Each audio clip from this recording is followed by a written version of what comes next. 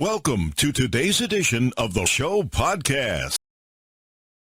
Los Angeles, right down to its production design, the Oscars have not always felt like the most welcoming place for people with disabilities.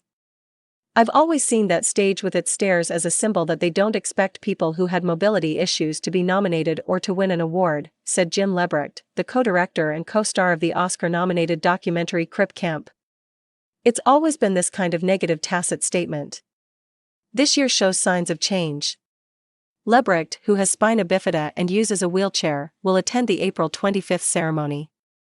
So will Robert Tarango, the deafblind star of the nominated short, Feeling Through. The victor's podium will be accessible for both.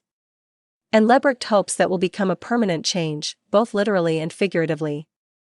The two films, along with Sound of Metal, nominated for 6 awards including Best Picture, have their nominees hoping their Oscar moment can become a catalyst for Hollywood to stop using people with disabilities as sources of inspiration, objects of pity, or twisted villains.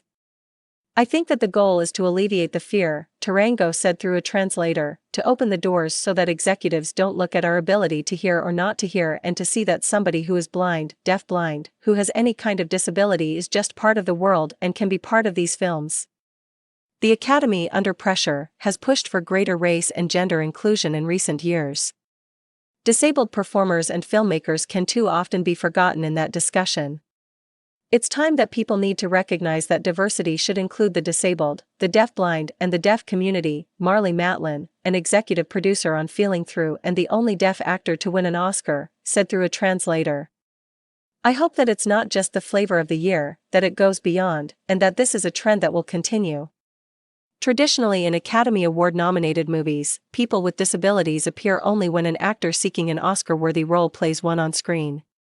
That has led some disabled people to feel like they're stealing our stories, said LeBrecht, a sound designer whose friend, documentary director Nicole Newnham, asked that he direct Crip Camp with her.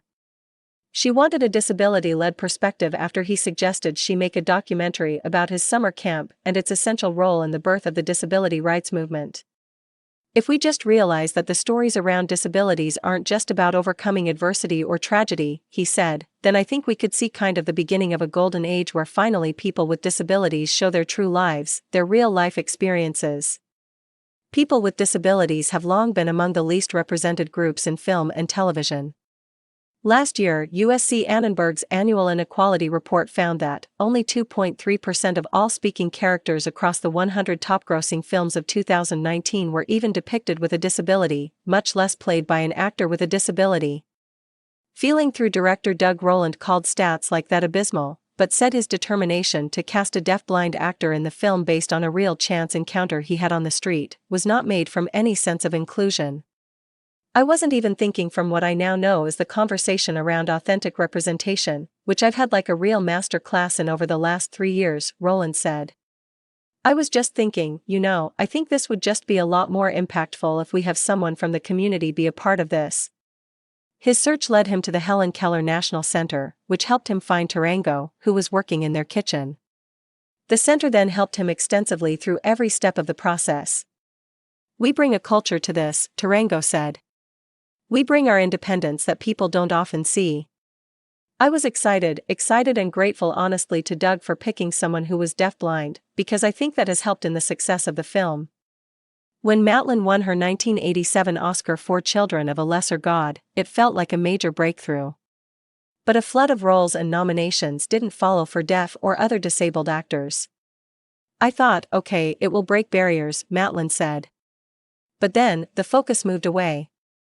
She said the lack of social media at the time made it very difficult to apply pressure and build momentum for a cause the way the #OscarsSoWhite hashtag did for Black actors. Now, she says people with disabilities and their advocates are able to speak out from wherever they are.